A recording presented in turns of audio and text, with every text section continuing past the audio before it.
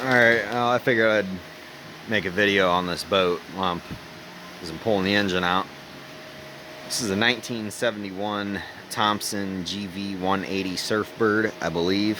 17 or 18 feet long on a Spartan tilt adjusting trailer. I say update video. Like all the other videos and pictures I had on my phone, I lost it all when my phone rebooted. So I don't have any before pictures. I don't have any video of it that I had before. So yeah, this is where you guys are starting to see it. But yeah, I traded a $50 generator for it and a $10 push mower and a free leaf blower that I found on the side of the road.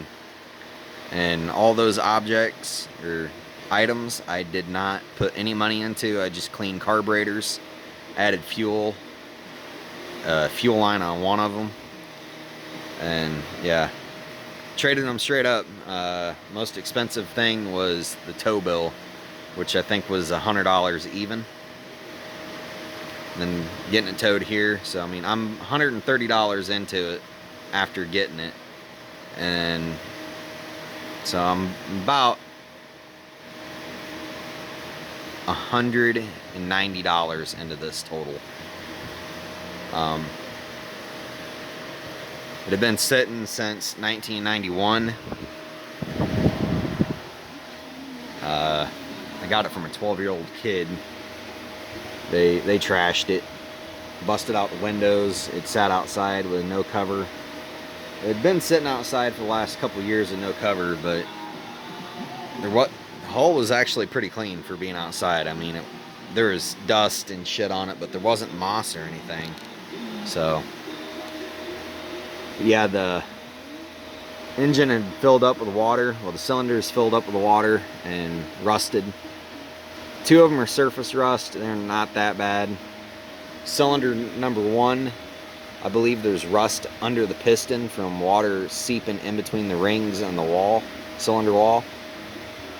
The engine is seized. That's why I'm pulling it out. But I can rock the crank a little bit both directions, just a cunt hair, and you see cylinders 2, 3, 4, and 5 slightly move. Number 1 and number 6 are stuck at top dead center. Well, actually, when you rock the engine, you can see 2 through 6, the pistons move just a little. But number 1 won't move, and I believe there's rust under the piston, underneath the rings on the bottom, so it won't go down. But either way, it's been sitting. I don't know what condition the main and rod bearings are in. I don't know what oil pressure it had. So it was going to come out regardless. But I ended up bringing it to the garage because I couldn't do anything else with it at the house. I had it in my backyard. But yeah, this winter I plan on getting the boat off the trailer, taking the cap off because the bump rails, or rub rails, bump rails, or whatever you call them, they're starting to separate, as you can see right here. Their cap is going to come off. Boat's going to get flipped upside down, maybe. Unless I can make a couple stands to where I can keep it up higher in the air. There's a couple cracks in the gel coat. Like here. But I mean, nothing really too terrible. Couple chips on the hull, and nothing too terrible.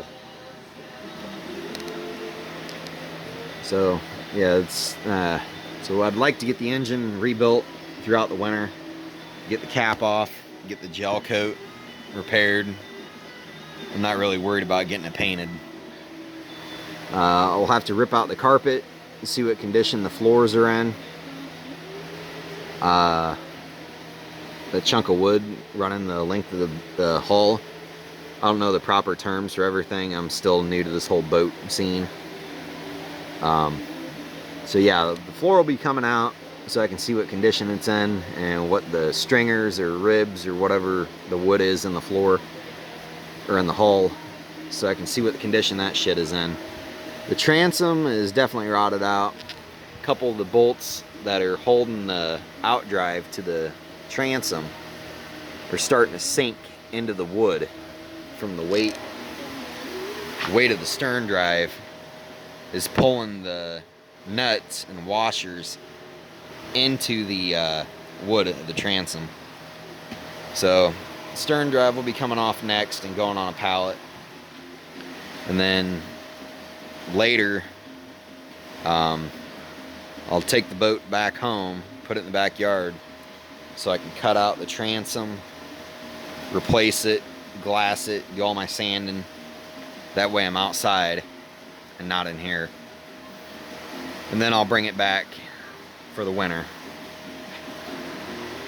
But I'd like to have it done and ready to go by next summer, but I highly doubt that'll happen. I just got a lot going on. So I'm hoping summer 2023 I'll have this thing ready to go on the water. Seats are actually in pretty decent shape for what it is. They got a little bit of fade to them, but I'm not worried about that. The really shitty thing is the other front seat that is like basically two seats. It's two front seats. Like you got the driver's seat there, which has a seat on the back of it, which is for a passenger.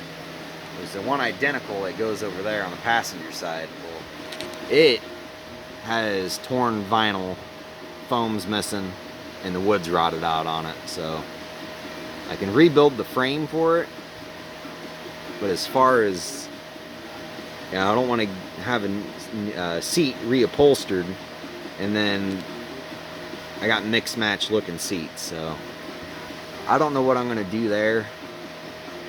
Still searching for seats. If I can find a whole matching set of seats from another boat, I'll just swap them out. But yeah, today is Saturday evening. About to put this on a stand, get the oil drained out of it. I'd like to get the oil pan off of it tonight and see what I got in there. Because I've never heard this engine run. I was told it ran a few years ago, but I highly doubt it. But on the floor of the boat, I did find carb kit, new spark plugs, distributor cap and rotor, water pump. So I mean, at some point somebody was trying to get it going or did some work to it. Yeah, I'll make a better video later.